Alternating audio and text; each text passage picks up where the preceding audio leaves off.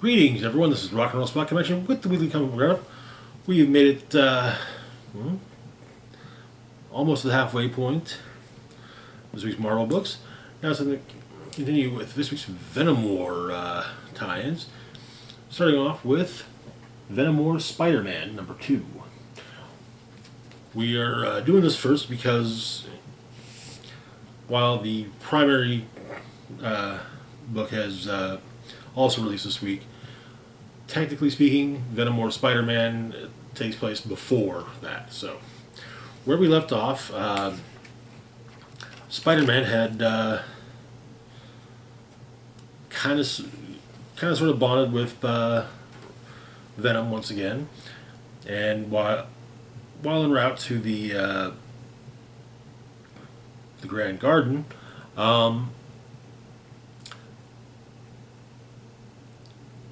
Spider-Man, as well as Jackpot, faced off with Hobgoblin and some people who had been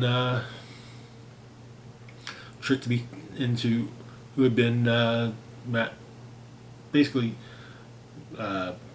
made to be Hobgoblin, dressed up and seemingly under a form of duress, which appeared to be symbiote related.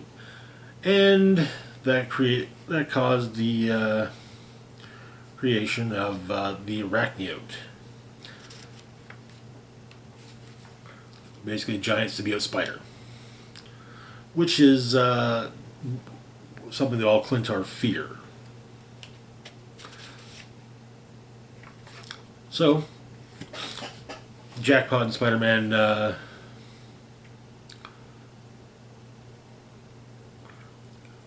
try to deal with this with Mary Jane talking to Paul, see if he can get access to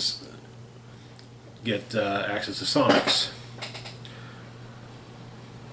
And it turns out that Sonics have a high probability, but it's still on the roll.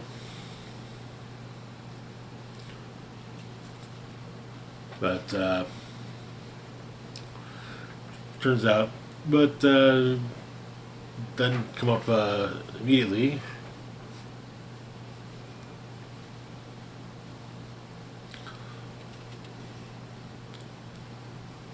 First it's photons, then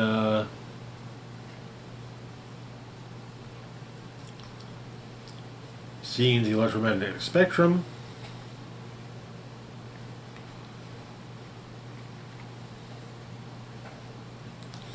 and Venom explains to Spider-Man what the deal is with the arachniote. Apparently,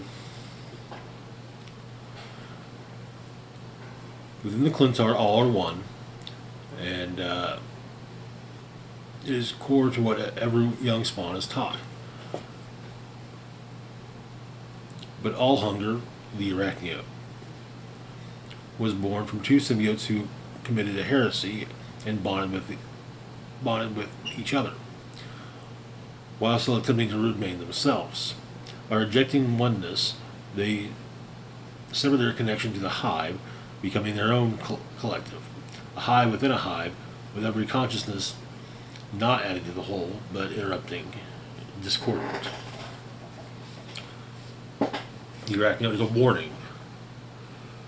The arachniote is love and death.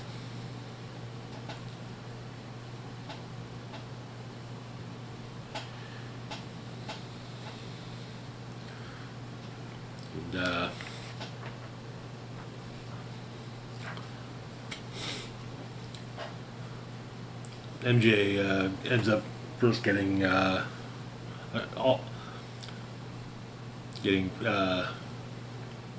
freeze powers briefly from Gauntlet, then phasing powers, then a massive sonic blast.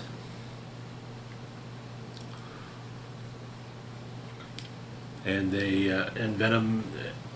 Spider-Man and Venom save the rest of the people who are imprisoned by the arachniote. And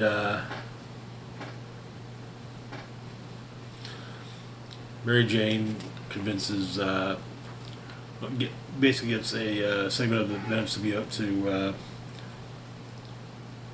help power her up to deliver another sonic blast to the arachniote, thus freeing Roderick Kingsley, Hobgoblin. And so everyone is who is captured by the arachniote is freed, and Peter makes his way to the arena, but Kingsley taunts MJ,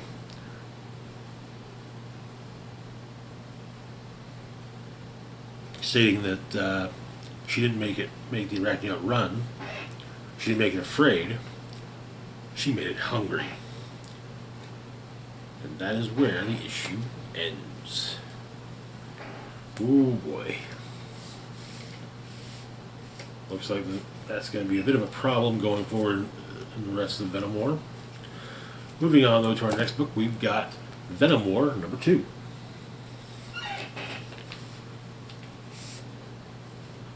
Spider-Man vs. Bedlam. At Alchemax HQ, Mr. Meridius is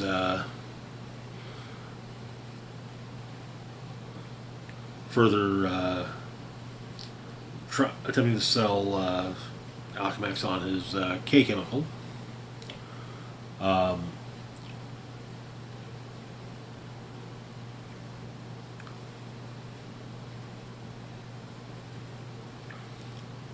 But apparently the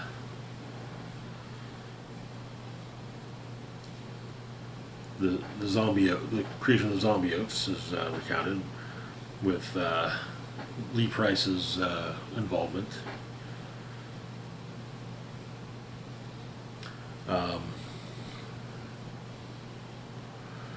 That's infused into the K chemical, K44, which they call the zombiote. And a little of it has gone a very long way, apparently. And Alchemax security guard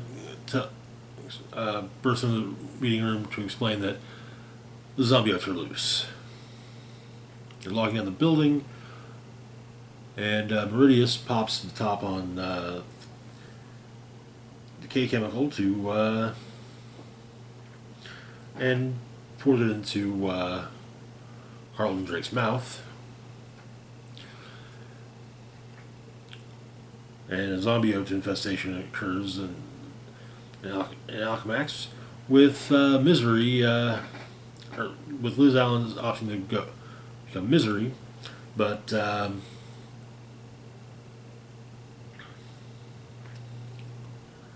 apparently Meridius has brought a gun capable of spraying the K chemical, and he punches Misery out of the window.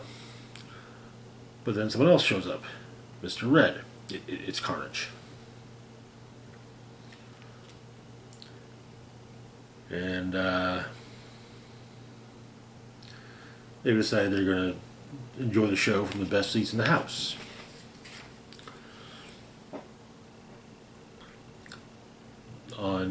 Back with the Venoms, Spidey sets a ground rule of costume names only. Though Eddie's not entirely keen on that because, well, Spider-Man's got his costume.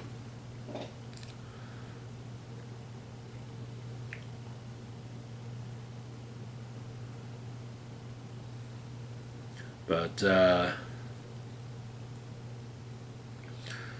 Peter's kind of thinking that Eddie's not a safe pair of hands for the symbiote.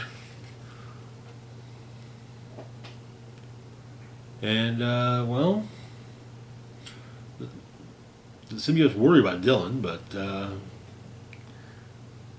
they're not entirely. It's kind of, Peter's not really sure who to give it up to, but Eddie decides to be Bedlam, and once he becomes Bedlam, he consumes the other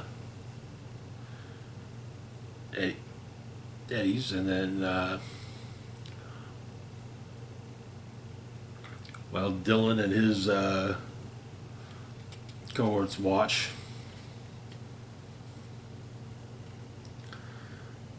one thing that Eddie and Peter agree on is that chains are cool. But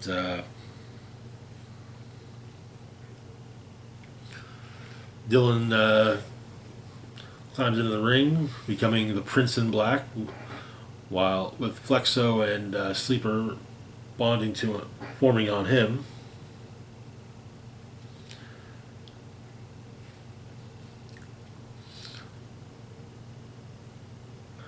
And Meridius finds out that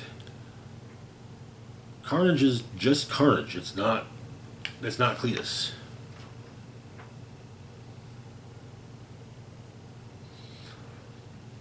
Though it seems that Cletus is there to make a deal. Or Carnage is there to make a deal. But that is where the issue ends. Interesting things that are afoot here, I would definitely say. But anyways, that's going to do it for now. As always, feel free to like, share, and subscribe. Links to my Facebook, Twitter, Blue Sky, Instagram, Mastodon, Patreon, and PayPal can be found in the description box down below. Special shout out to patron Red Band is a Penis. Your support is very much appreciated. This is Rock and Roll Spock signing off saying, live long and rock hard.